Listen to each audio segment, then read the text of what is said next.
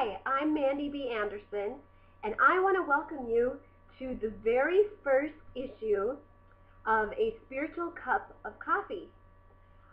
As I share my journey of going from cystic fibrosis and PTSD to a life of total health and true wholeness, I can't ignore the part that has really made a difference, and that is my spiritual life. Besides doing more natural health remedies through nutrition and stuff like that, the spiritual part of my life really started to help change my health and my quality of life. So I'm going to be here every week to share with you what I'm learning, what I've implemented, and we're going to work together so that we can really make an impact on the world around us by first working on ourselves. So I have my cup of coffee. It's one of my favorite things to do, by the way, is to have coffee with my friends.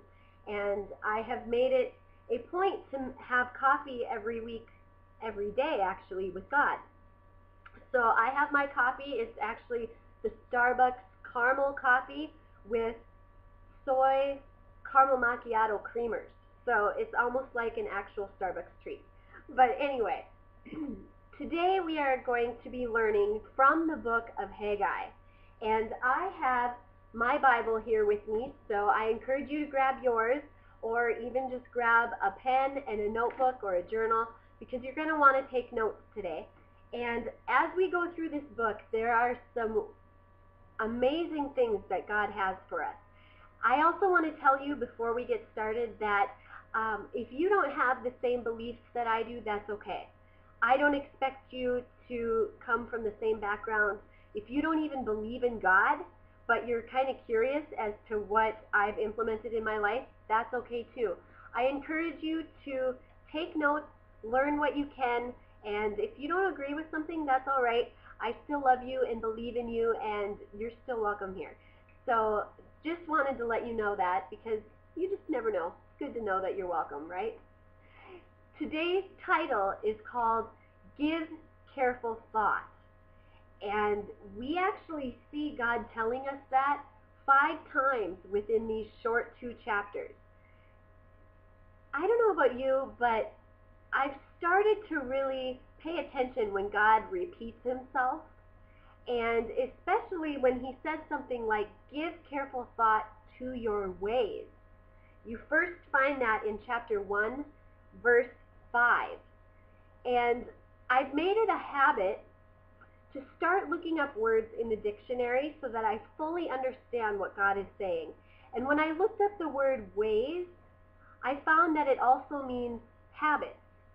So God is telling us to give careful thought to our habits. Are the habits that we have good or are they bad?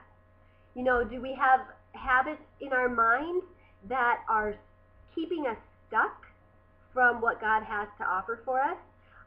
That's what a lot of the people in this book were doing. They were ignoring what God told them to do, and they were just off doing their own thing because they didn't think the timing was right.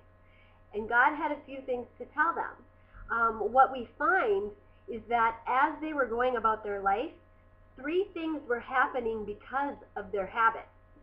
The first thing is that they were being kept in poverty because of bad habits. So write this down. Bad habits keep you in poverty.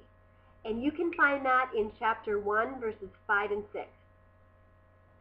The second thing that bad habits do is they keep you fearful. You can find that in chapter 2, verse 5. Now, what I want to point out about both of these things is that if you are being lazy, if you're sleeping in, if you're not doing work when you should be, or if you're afraid to do the work that you need to do, then you're not going to become prosperous. It's impossible to get out of poverty if you have bad habits that are keeping you there. The same goes with fear. It's impossible to overcome fear if you're not willing to change your habits so that you're no longer fearful. So keep that in mind. The third thing that we see is that bad habits delay your blessings. And we find that in chapter 2, verse 19. When the people actually start obeying God in this chapter, that's when he starts to change some things for them.